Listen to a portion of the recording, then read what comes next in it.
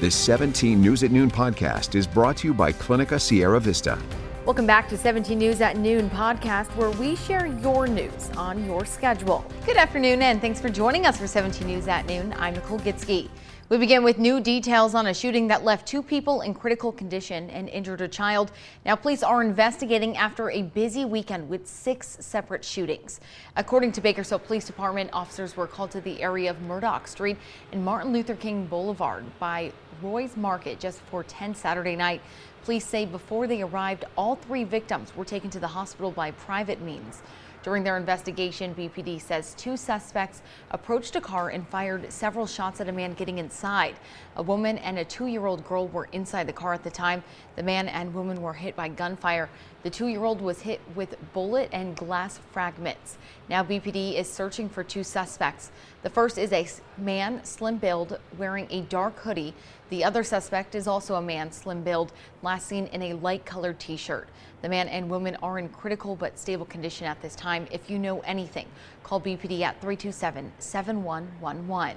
Well, this shooting was one of 6 total shootings across the Golden Empire this weekend. One of those shootings was deadly, including this one in Delano. Sheriff's deputies say it happened on Casey Avenue near Garces Highway.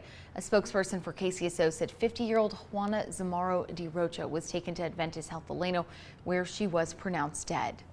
Well, a woman is dead in an early morning car crash over the weekend. Police say alcohol may be a factor. According to California Highway Patrol, it happened just after midnight Saturday on State Route 43 near Munzer Road. CHP says a 23-year-old woman was driving a 1999 Ford southbound on the 43 when, for unknown reasons, she veered off the road and into a dirt shoulder. She lost control of that car and crashed into a utility pole.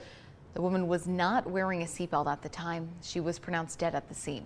The coroner's office will release her identity at a later date. Now to a signature issue here, pedestrian safety. A woman is dead after being struck by a car. Police say she was not in the crosswalk at the time.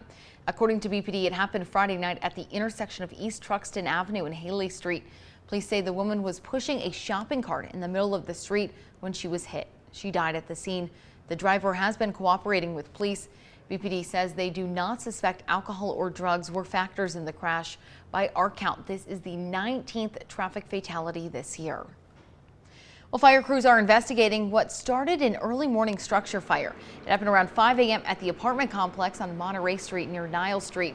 Fire crews say the fire started in a unit and began spreading through the attic. Crews were able to contain the fire. Luckily, no injuries were reported. Well, happening today, the Kern County Fair Board is set to meet to discuss the fair. Now, last month, the board decided to hold the fair this year after uncertainty with the coronavirus pandemic. The fair was canceled in 2020. Now, this year, the fair is slated for September 22nd through October 3rd. During the meeting, the CEO is set to give a report on the upcoming fair. That meeting is scheduled for 5 p.m. tonight. Well, a local bakery wants to treat graduates to something sweet for their hard work today. College Coffee and Donuts is back with their annual free donut giveaway for all graduates. That giveaway will run until all 500 boxes are gone. It started at 9 this morning. It's happening at the bakery on Mount Vernon Avenue. Graduating high school and college seniors are eligible. You must bring proof of graduation, which includes a tassel, cap or gown, your student ID, or graduation announcement. And if your child needs any shots, Adventist Health Bakersfield is here to help. The hospital is hosting child immunization clinics for the month of June. Vaccines are free to children under the age of 18 who meet one of the following criteria. They have no health insurance, are enrolled in Medi-Cal, or they are an American Indian or Native Alaskan. Now, that next clinic is happening right now at the Walmart on Gosford Road until 2 p.m. Now, there are several more throughout the month. If you want to see the full schedule of clinics, head to our website, kget.com. And if you want to make an appointment, call Adventist Health at 869-6740. Clinica Sierra Vista is now offering rapid COVID-19 testing and COVID-19 vaccinations. Call 833-278-4584 to make your appointment. But don't delay. Clinica Sierra Vista, putting patients first. for over a year, Americans have avoided going to the doctor unless they had to go. Routine checkups are key in catching critical illnesses. Delaying these appointments could have an adverse effect on your wallet. NBC's Dan Scheneman has those details. Nearly half of all Americans have delayed seeing their doctor during the pandemic. A recent survey by Freedom Financial said 40% of respondents admitted they had put off medical care to avoid possible exposure to COVID-19. A side effect of canceling those appointments? Increased cost. Not being able to go in and have preventative care has caused, that ripple effect that you talk about that is increasing the overall medical expense. The longer that a patient waits to get care, the costlier that care gets. Brett Jorgensen heads up MD VIP. It's a membership-based program offering personal medical care. Jorgensen says despite fear, people need to stay on top of their health, whether it's with in-person or virtual appointments. People still need a primary care doctor who's hopefully at the other end of that telehealth or virtual visit. Preventative care like mammograms and colonoscopies top the list for canceled or delayed appointments. Not far behind, well visits and routine vaccinations for kids. Hundreds of millions of vaccines were skipped last year during the pandemic, and that's understandable, but we really need families to get back on track. During these tough times. Actress and activist Gabrielle Union Wade is joining forces with Don't Skip, a campaign aimed at encouraging families to get back to the doctor.